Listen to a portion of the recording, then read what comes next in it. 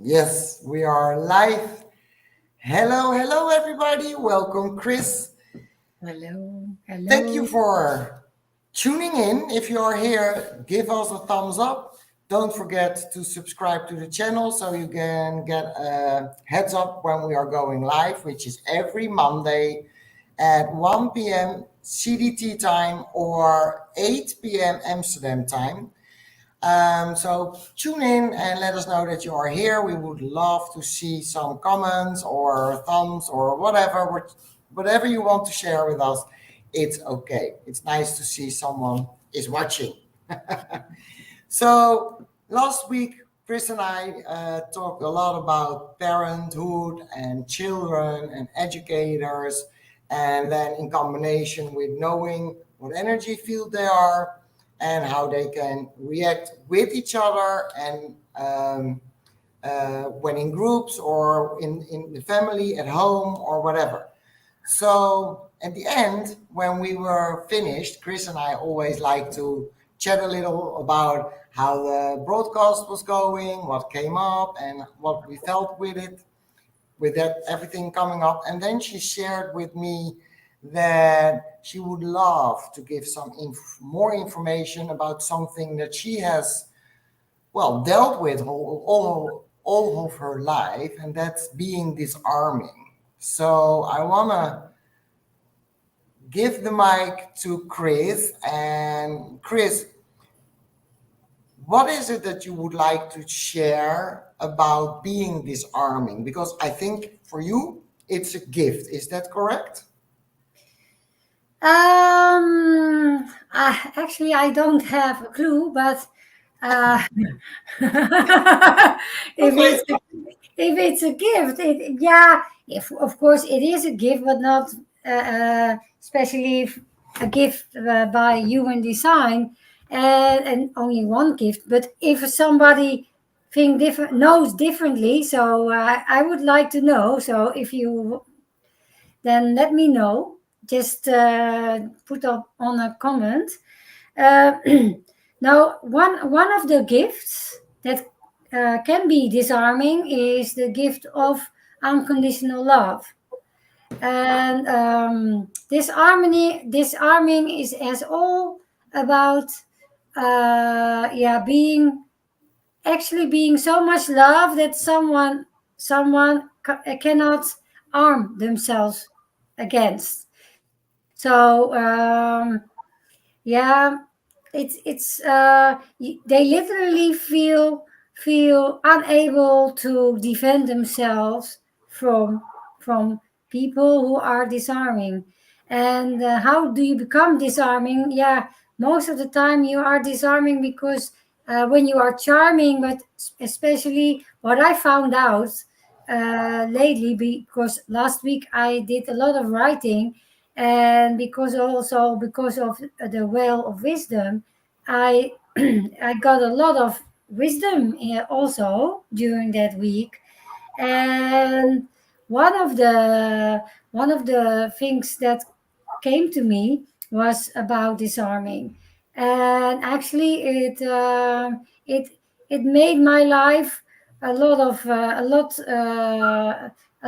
more difficult, and a lot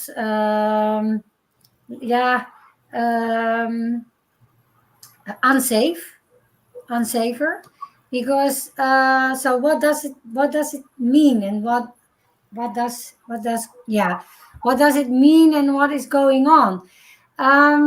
It, yeah, if you are so much love, then then you yeah,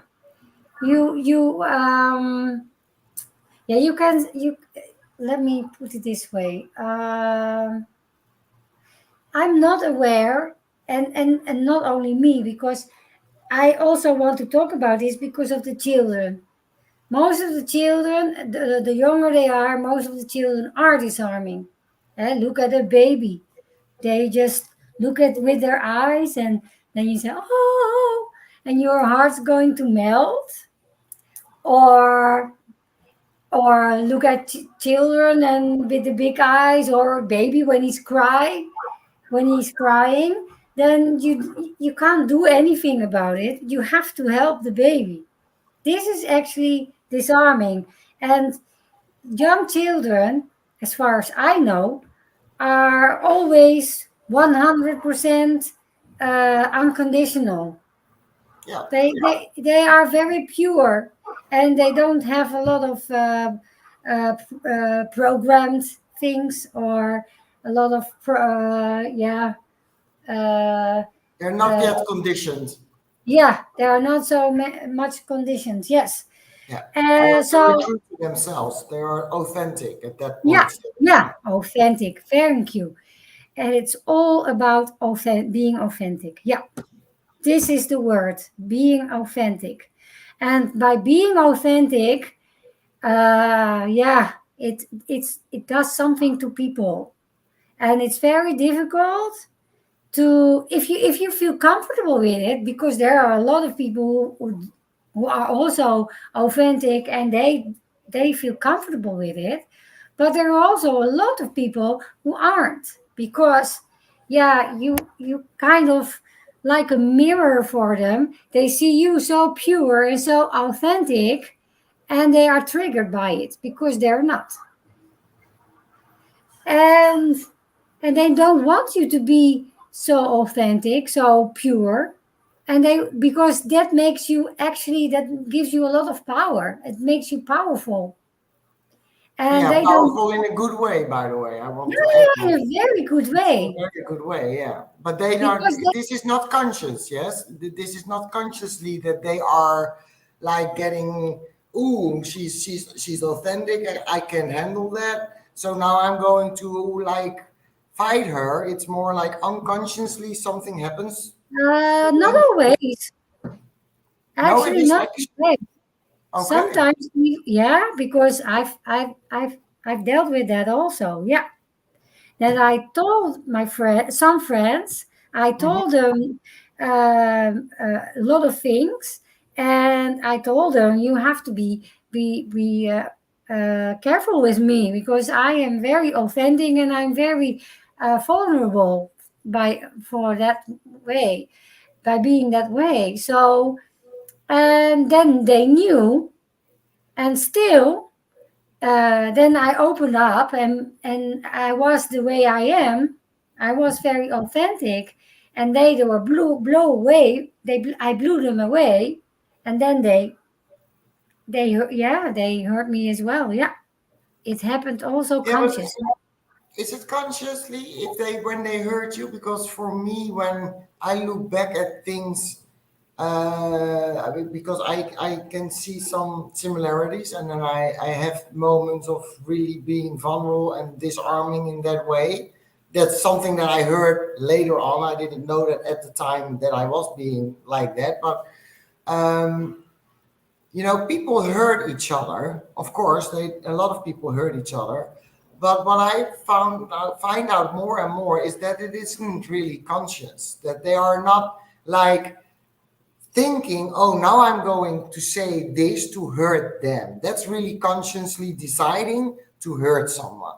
So that's the Mhm. difference that I try to make. Like, what I believe is that most people get triggered somehow, something gets triggered in their soul, or however you want to call it, something is triggered, and they just lash out. And it isn't that for most people, I believe it isn't like, oh, now I am going to lash out because she does or said did this or that. It's just like an chemical reaction. You put uh, that when you put the rusty thing Mhm. in the Coca-Cola and then it spritz, it goes out the bottle. It's just a reaction to something that happens from outside and gets in the bottle. So, do you really believe that the people that are triggered by disarming people, by children, by adults, mostly adults, because children don't give that reaction usually? Um, do you really think it's really conscious that they decide in that moment to hurt you the first time that it happens? Maybe later on it can, because they get um, how do you call that? They get conditioned too. So when you for the first time you meet someone and you are disarming and they get triggered, and then there's just a reaction, and it's not a nice reaction, but it's just a reaction. What happens, in my opinion, is that well, the next time they see you, they probably are already like, oh, last time I saw her, this happened. I have to be careful now. Yeah, exactly. And then they go in their minds. So then the next time and the next time, I can actually believe that they are consciously defending themselves by lashing out before you even say something in energy or in talking Mhm. or whatever way. But the Yep. very first time that it happens, I don't think it's conscious No, for me. never, never. It's never Okay. conscious. Okay. Yeah. I wanted No, to just, never. yeah, exactly. Yeah, exactly. Yeah, I So, agree with you. yeah, exactly. So how I think it would be interesting to because you have more insight. But I haven't had moments of this, but for you, it's way more something that's entwined in your life from really young up until now in your adulthood. So, do you have any well first examples? Of course, I love it. You know it. Always love a good example because it's more you can visualize it better when it happens for real. And second is how yeah, how would you go about it? What did you learn and how do you deal with it right now when it happens? I'm very curious. Do you want to share that? Because if you don't, Yeah, it's okay, of course. yeah, it's okay. I have an example. When I was young at school, and I I was not very interested in a lot of things we learned at school because it didn't, yeah, it didn't get my interest. I was like, I want to learn other things. Um, and then I did the I did other things like helping people or like helping them or telling them how they should do that or I was doing that maybe yeah a little bit being a teacher but I was very authentic. I was I think 5 years old, so I was very small. So I didn't do that on purpose. I was just me. And now, yeah, okay. I tell you what happened. Yeah, the teacher she every time I did that she pointed she pointed out to me and she told me, go sit and do your work. Shut up, sit and do your work. But I couldn't because 2 minutes I could sit down and I was looking to the work and I was bored again. And then I stood up and I was doing other things again. But um, but I didn't know. Actually, I also didn't know because she didn't tell me what I was doing wrong. And this is part one. If she told me what I did wrong in her eyes, Yeah. then I could understand. So I could make different choices. But she just pointed at me and put me on and told me I had to sit down, I had to do my work, and that's it. And so I didn't understand her. I didn't know what she meant. And um, and then I did it again, of course, because I was not aware of me doing something wrong. And then she, of course, I can understand now. She got really annoyed, and she told me I had to get out of the classroom. And actually, it happened every day, almost every day. But by doing that, by just and not telling me why, I got actually a wrong idea about. because I thought I was doing something wrong. And actually, I'm not doing something wrong. It is, of course, not very handy for the way they teach. Of course, I understand. I understand. But then she should have told me. And this is exactly what I want to tell with my book. And I want to tell to the people, explain, children. Tell them. Tell them just. And you don't need to be a manifestor for that, because I know for you guys, you always have to do that. But tell children why you are doing things you are doing before they start to think things that are not true, because children always think they are doing something wrong, because Yeah, true. Yeah. believe me, they do, because I don't know why, but they do. It So has to do. I know why. It has to oh, do tell with me. well, up until 6 to 7 years. It depends. Some are 5, but mostly 6, 7 years. Everything in the head is still open. Everything is open. There's no filter. So there needs to there. So the filter is developed in these years, and until the filter is there, they perceive everything as personal. So there's no filter telling them and filtering like, oh, this is just when this is happens, this is what's true, and when you are in this situation, then this is true. So they don't have that filter yet. That's why children up until 7 are really conditioned by their surroundings, because everything they are in contact with, everybody they speak with, they leave a print literally in their minds, because they are like, Yeah. oh, okay, that's true, that's true. So they also believe everything because they don't have the filter yet. So that's why those years, yeah, Sorry, I have one question. You say up until 7, but don't you yeah, think it's up until 14? Because I know from 7 until 14 years old, they, from 0 to 7, they copy everything. They copy. But from 7 until 14, if you are an authority for the child, they believe instantly what you say. yeah, but that's So because of the first 7 years. yeah, So yeah. Oh, the first 7 years, it's literally something that's in your brain. It's physical. It's not like mental something. It's just a physical thing. It's not there, and then it develops.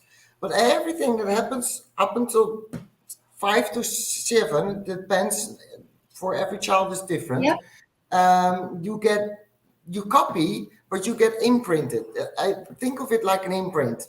Someone is Hmm. imprinting everything. So everything you hear, see, smell, whatever, it's getting imprinted. And then it's developing, the filter is developing, and then it closes.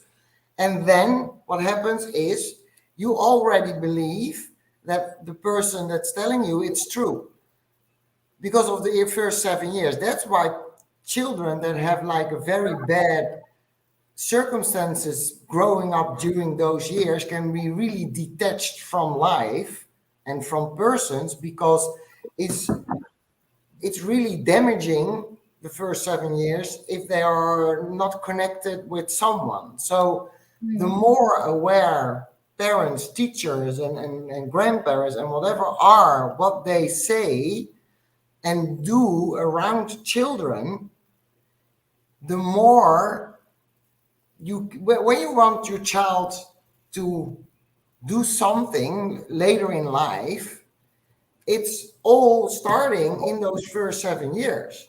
And if you want good things for the child, it will happen. I've read a book about why are the rich always, the children from the rich, they will be rich, and the children from the poor, they will be poor. Why is that? And it's all because of the imprint that they got. They see the example that they have is Yeah. how their parents are working or not working, or how they are like how they are in life, how they are with money. There's no issue with money. There's no scarcity. It's always everything is possible. So they believe later on that everything is possible and that there's always money enough and whatever. But then you have the children like me. I grew up in a scarcity environment. There was never enough money. We had to, in Holland, we would say, you have to knock the ends to each other. Every month we were like, oh, are we going to make it? Oh, well, maybe not, maybe yes. If something broke down, we couldn't buy something else because there was no money. We had to save first or lend it. So I've grown up with like, oh, there's never enough money, and it's never enough, and money, you have to work really hard for money. And so that was my imprint. That's what I saw around me happening. That was the people all around me did the same. So those years are crucial to the development of a child. And then in the years after, so from 17 to 14, everything that's imprinted will be affirmed, or it will, if you are lucky, it will not be affirmed, and you get the chance to be more you, be more who you really are. But because of the school system we have currently, it's difficult because there is a system in place and everybody needs to be the same. And I hear it's changing now, and I'm really happy to hear that. So but it's a physical thing. So it's the brain developing and the filter in the brain developing. So it's not something anyone can do something about, but you Mhm. can program them if you want. Yeah. So Because better program on a very good way then, huh? yeah, And yeah, it is. Yeah, I really, really feel that. Yeah, thank you for explaining me. Thank you. It was yes, you're very welcome. interesting. Yeah, very, very interesting. Yeah, and yeah, you are right. It's very important to give them and to show them the right way. And of course, you will get what you need in life. But Yeah, that's true. But the best way for me is to prevent as much as possible things which are not necessarily not necessary. Yeah, things are not necessary. Those things should be prevented. And exactly. That's what you wanna share with others, that so that they learn how they can yeah, prevent the yeah, hurt on the yeah. I am children. writing. I am writing about new ways for parents, but also later on for teachers.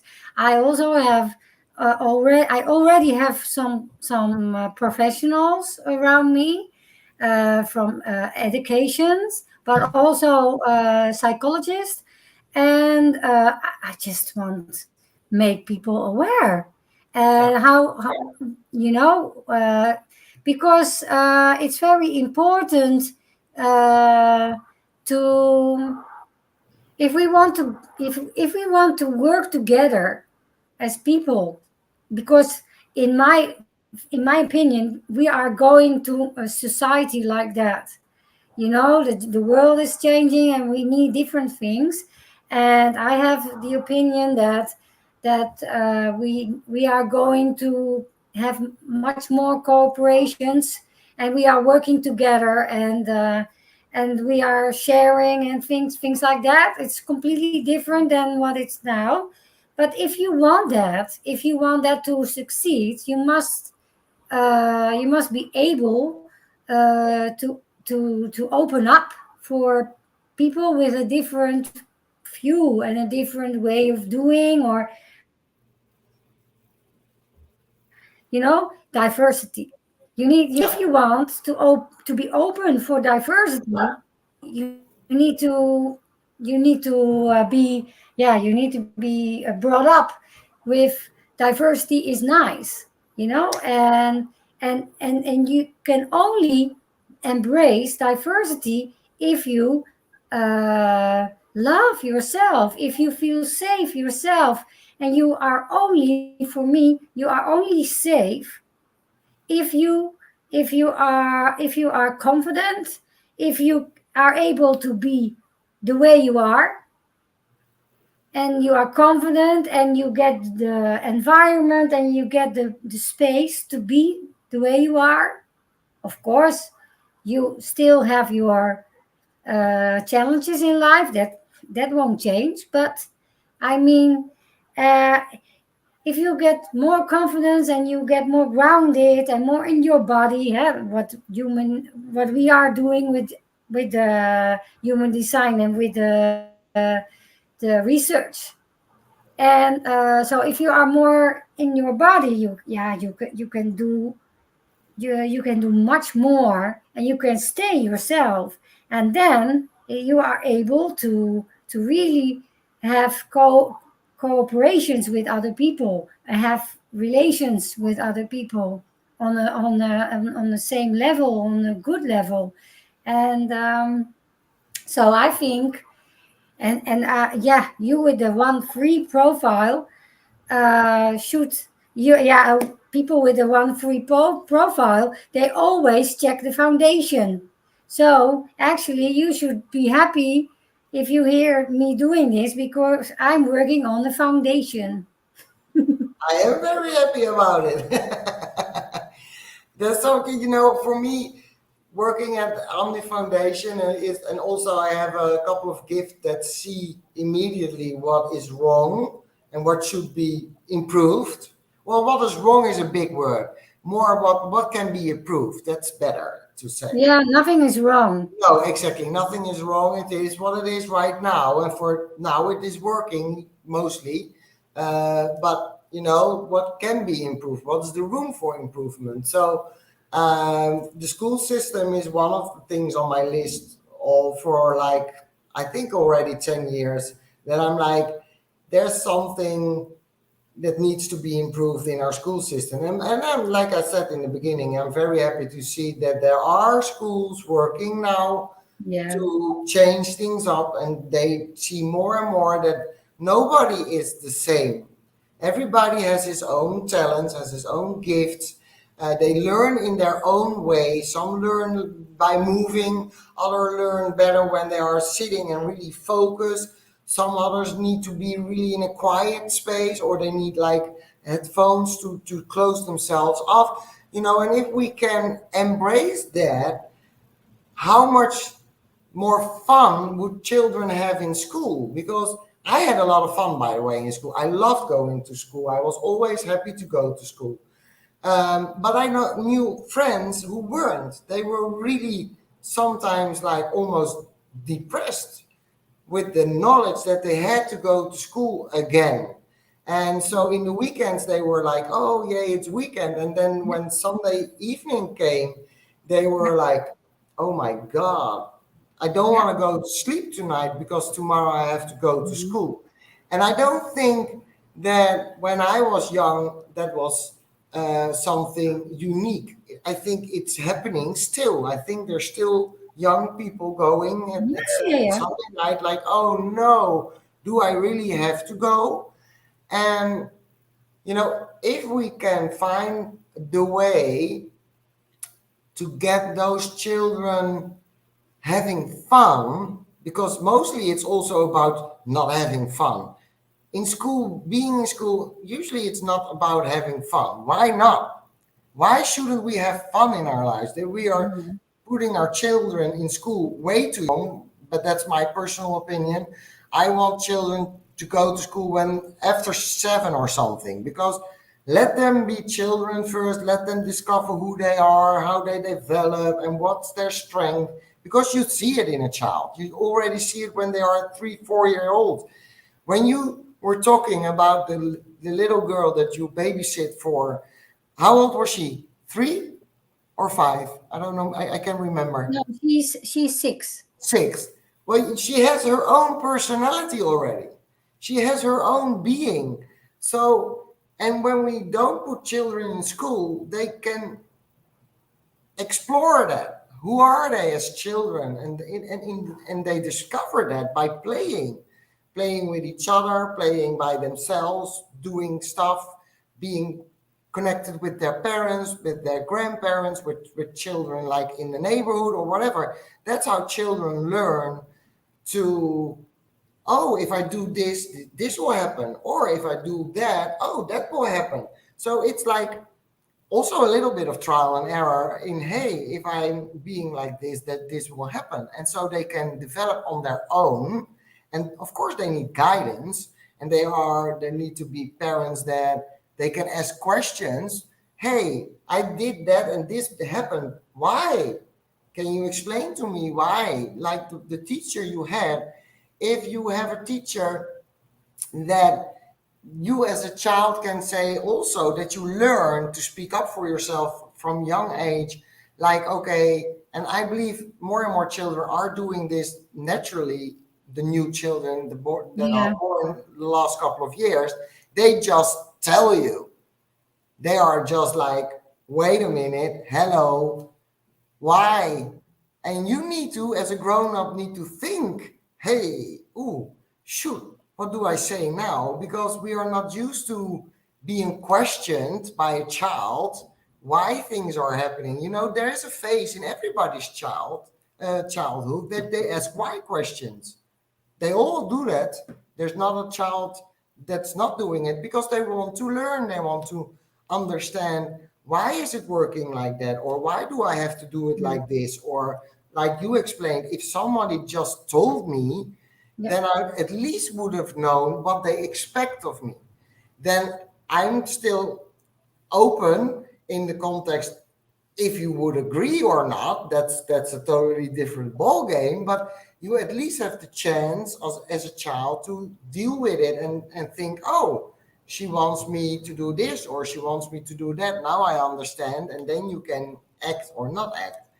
So, but you know, being from there and the foundation and this improvement that I can see happening, and it will happen because all the children born right now, they are all rocking the gates because they are Yeah. Yeah. questioning almost everything. So I think we are just in line with that there is a new, call it evolution. I don't know how else I would call it. And for children, first of all, to know it's totally 100% okay to be themselves. And if they don't want to sit down and have dinner because they don't like to eat in the noise, then don't pressure them. So there is a lot of things happening, and with your book, I believe it will serve a lot of parents to look at things from a different perspective, to give them the opportunity to look at things in education, but also in how you not educate, how you bring up your child, how there are different perspectives, how you can How do approach you raise your children to raise? praise. Thank you. I was looking for the word. Thank you. So yeah, I think it's my, you know, I love this subject. I love everything about it. But I want to get back to the point of the Yes. disarming part, because when children are disarming, um, they are very true to themselves. They are authentic at that time. So, in my opinion, what happens is that the adult gets triggered. Yeah. So you experience this. She got triggered. She didn't explain things. She was fixed. You need to do it like this, and you didn't do it like that. So if you don't listen, you go to the hallway as a punishment, because that sounds to me like you're being punished for not doing what she wanted you to do. Yes. So And I'm how expecting how that. can we do that different? What could be a different approach without, like you already said, explanation? Tell Yeah. people, children, why it is that they need to do something or what you expect of them. I think that's a good one too, because expectations is also a big thing. So what can we do more? Is there more? Yeah. Yeah. Of course.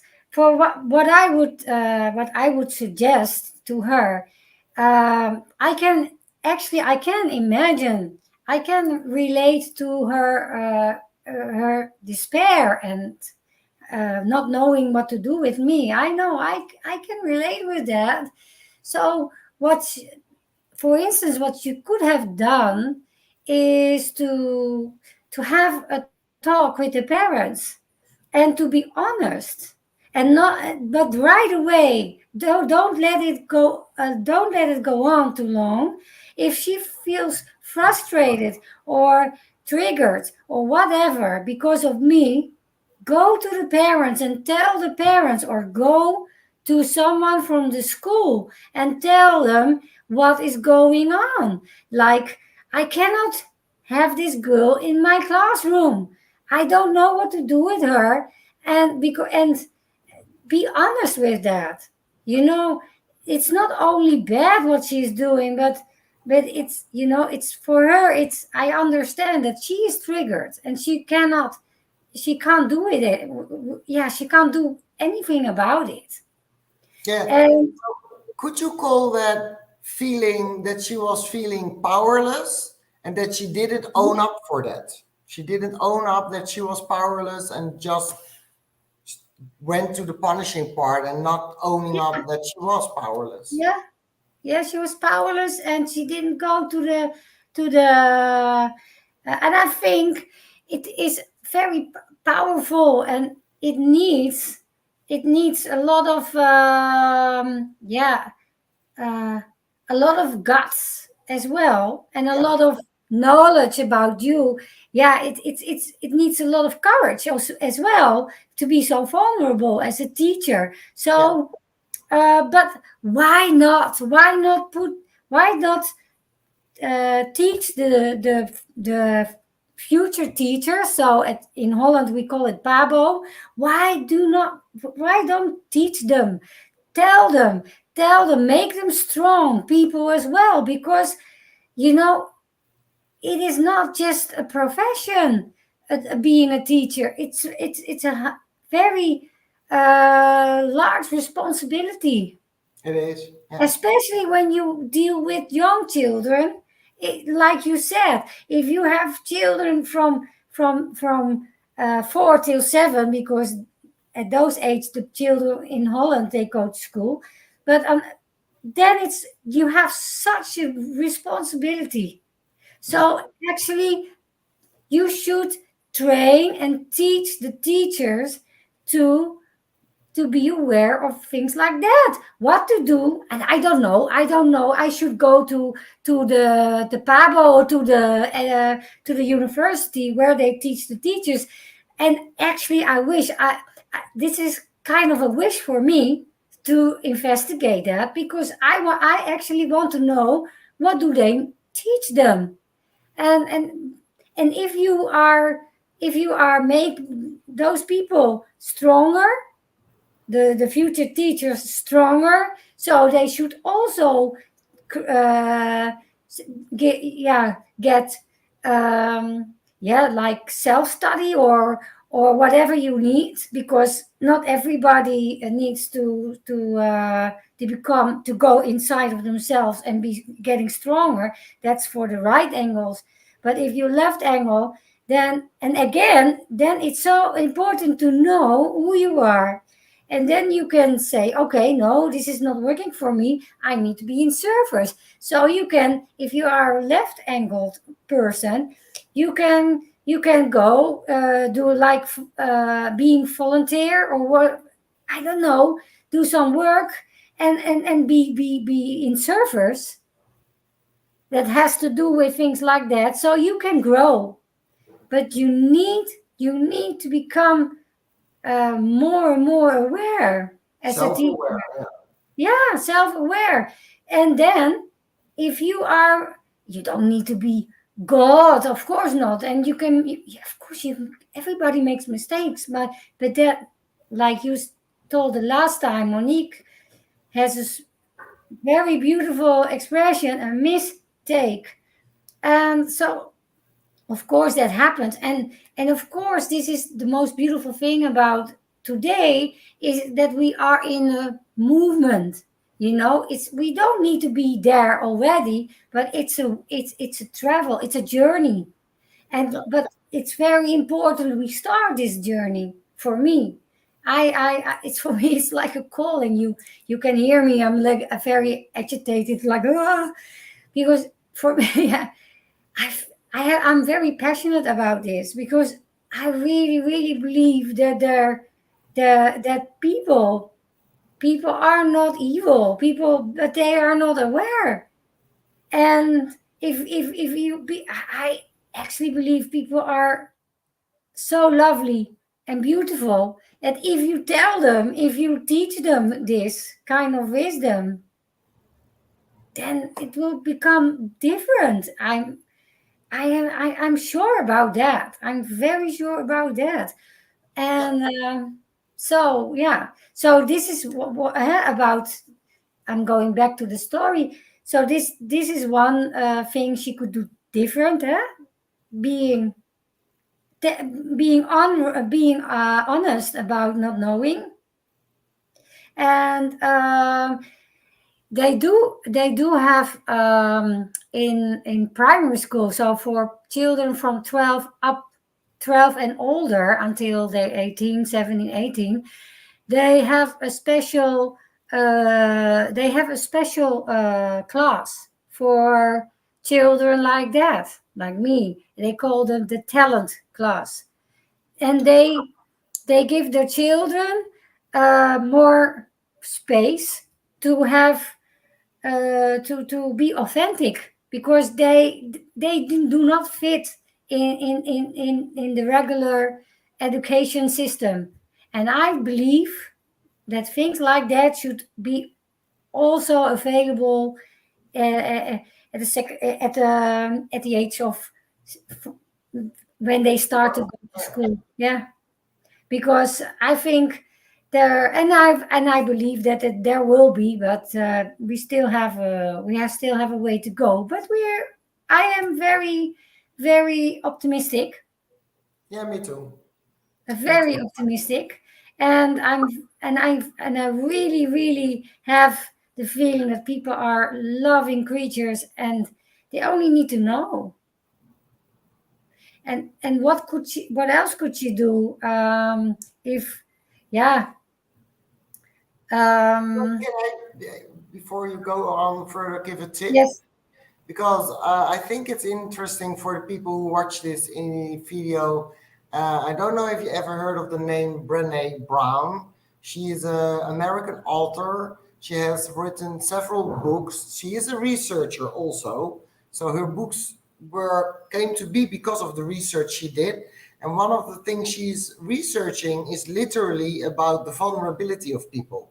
So she has written very, very interesting books about being vulnerable and what it does, and how it is disarming to use vulnerability in every setting in your life. So like in private, but also in a business, or when you are at work with your co-workers, for example.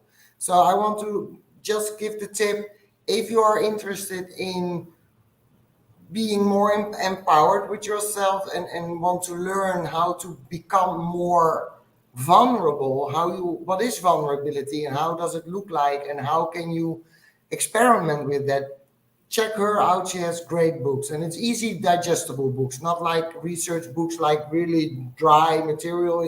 She is a fun way of writing, so it's easy to digest. So sorry, let's go No, on with it's the next. nice. No, no, don't be sorry. I really like it. It's very, very good information. No, it's beautiful. And then if you are like this, I see a pure, beautiful manifestor energy type, yellow energy type, doing her job, being informing. So then you're really powerful. Yeah. Yeah, it is beautiful. So why should I say no? No, it's okay. No, true, but still is a little feels always it's somehow it feels strange. Yeah, because you're not uh you're not used of before. You didn't do that before, and this is what happens when you are going to experiment. Yeah. At the begin, you actually, I have always have the feeling to start like a baby, and at the beginning I don't have a clue. I'm not even able to walk, and I'm like, oh god. And then it feels strange, and sometimes I feel powerless and say, oh, what should I do? And then by progress and trial and error and experimenting, and yeah, you learn, and and then you're getting used to the things, um, to the flow, Yeah. for example, because yeah, I was never actually in a lot of times in flow, and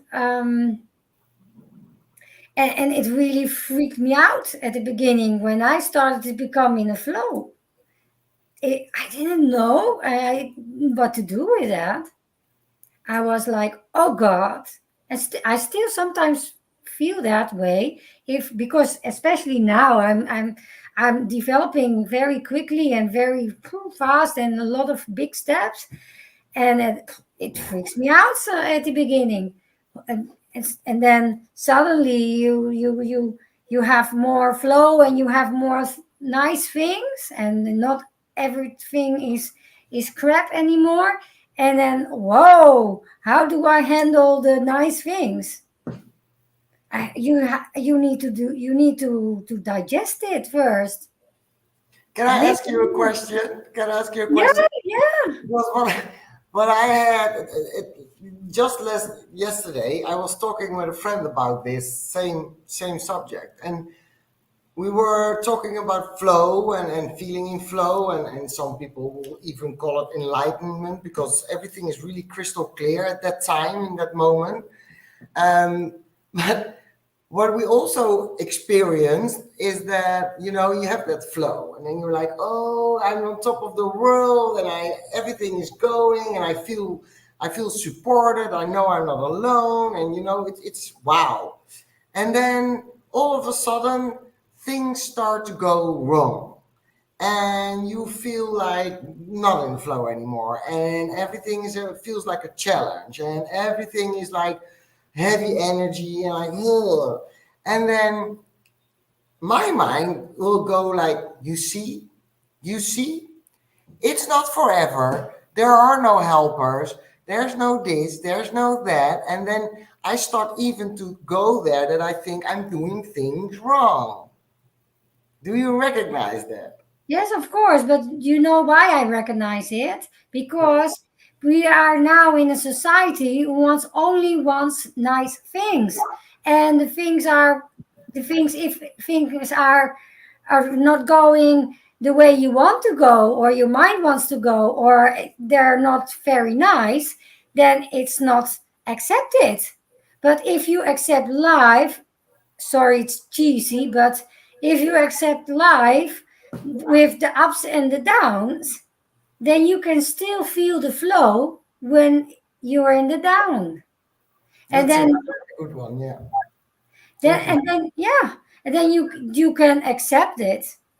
And if you are learning to embrace, I always say, embrace it, feel it, and digest it, and then it let go. It's letting you go, because you know what's going on, because it changes your energy. It's changing not your energy field, of course, Mhm. because this is not what I mean, but it's changing your energy, what you're what and if you attract what you think or what you feel, this the attraction. If you believe something, then you will be shown that you are right, because then things like that come to you. As for you love examples, so I tell an example. I'm thinking, uh, um, yeah, for example, I don't think it, but I do not think this, but when I think, yeah, I'm fat, I'm fat, I'm fat, then of course you will meet people who make some what did you say, remarks. Remark. Yeah, they will give you a remark like, hmm, you have big legs or whatever, because they tell you, they will, you are you they how do you say that, They just affirm what you're thinking. yes, yes, Yeah. yes. So if why was I forgot. Oh, I forgot the clue. And oh yeah, about the, but if you embrace it, and if you feel it and you let it be, then you actually, you become lighter, and you will find your programs and your thinking changes, because you get different experiences. Yeah, but for me, there's one layer extra because just letting it be wouldn't work for me per se. Because when I'm not in flow, I'm now aware. There is a certain awareness, like, hey, for example, I have a really easy way to know that I'm in flow, not just energy, but what I always see when I'm in flow is double digits. So it's 11, 11, 10, 10, 21, 21, all those kinds of double digits. When I see those, I know my energy, everything is in flow. And when then all of a sudden I don't see it anymore for like days or sometimes even weeks. And in the beginning, I would really like fight it almost, like what? Why don't I see them? And I almost getting angry about not being in flow and not seeing it. But I would lay the blame almost in the numbers, like, oh, they don't are here, so I'm not in flow. Because the numbers are not shown to me. And now I'm more aware. So now I'm like, okay, what am I doing different in my life that's perhaps causing that I'm not in flow? Because if I'm really angry, for example, for my yellow energy field, there's anger. Is there anger that I'm feeling that I'm not really dealing with, that I'm like pushing away? That's a thing for me that I can explore. But also, am I true to myself if I'm doing this, or when I'm with that friend? So there are all kinds of things that I can check for myself, like, hey, and how is that showing up in my life? And how is that showing up in my life? And then I have, for me, like tarot cards, I use them a lot to ask questions and get like more inside information for what to focus on and what I can look at in my life. And then it's not never really consciously like a switch going on, but then all of a sudden there are the numbers again, and I'm like, oh, okay, apparently I have dealt with whatever it was that it was needed that I was getting aware of, and then the flow is back again. So like I love when you say like it's not accepted in this world. And I know it's a really big word to say world, but I really believe it is in the world, that we aren't always in flow, and that's okay. You Yes. don't need to be always in No. flow because you are here. I believe we are here to learn things in life, because if we are done learning, I really believe we are dead because what are we doing here? Um, so for me, that you said like, yeah, just accept that there are no flow moments in your life, and that's not bad.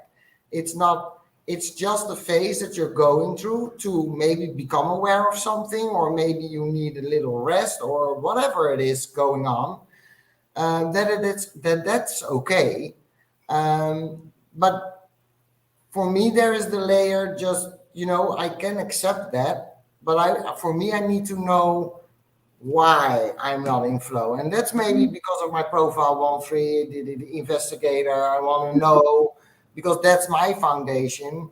And my foundation changes every day because every day something is different. So I need to check it again.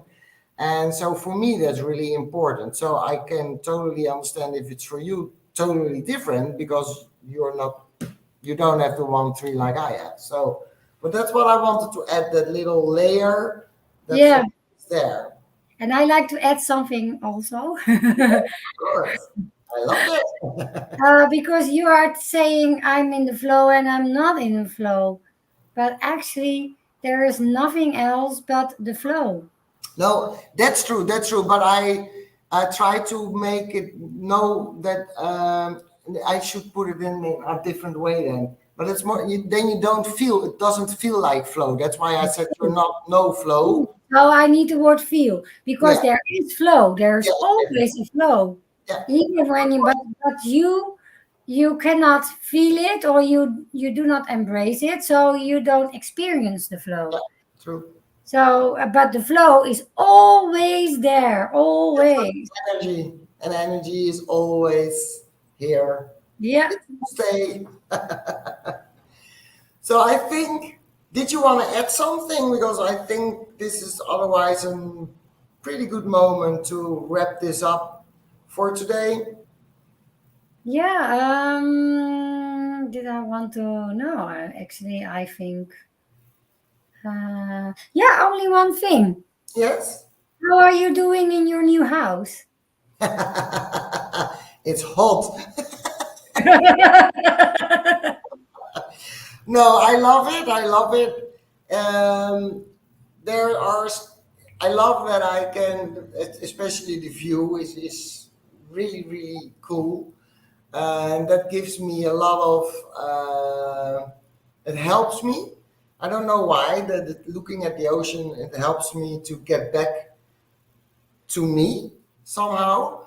For me, I'm always a little bit quickly, I can be distracted.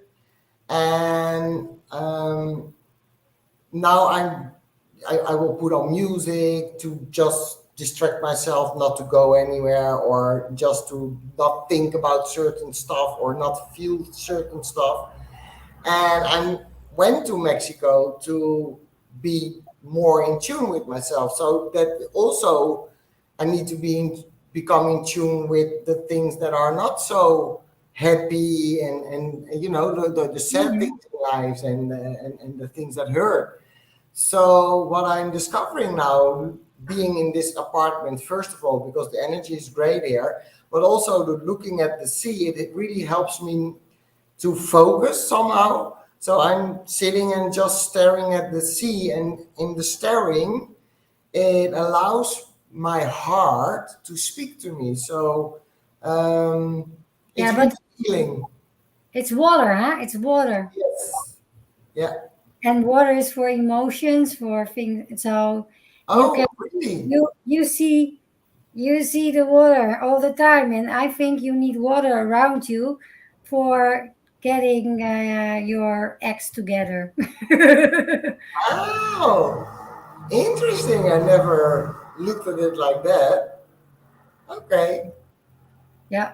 If you sometimes, yeah, of course, this is completely different topic, but if you need to be grounded, if you, yeah, to be grounded or to get things for yourself, to initiate things, then you need the element wood.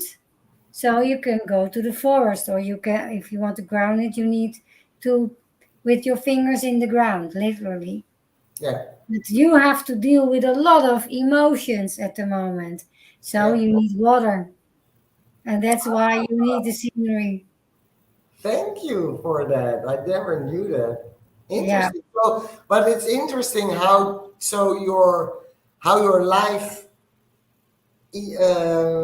just happens, because I never made the conscious decision I No, need to be in a house that looks over the ocean because of the emotions. It's no. just, it is happening for you, literally. It's Yes. happening Yes. for you. Cool. Like my example about the Yeah. examinator.